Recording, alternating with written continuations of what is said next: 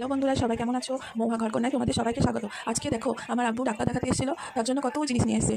কত খাবার, ফল, সবজি, তারপর মা নিজের হাতে কত কি রান্না করে দিয়েছে, তারপরে মাছ, মাংস, মানে যত যা থাকে সব নিয়ে চলে এসেছে। তাই বন্ধুরা, তোমাদের সঙ্গে শেয়ার করলাম আব্বু কী কী নিয়ে এসেছে, তোমরা সবাই দেখো।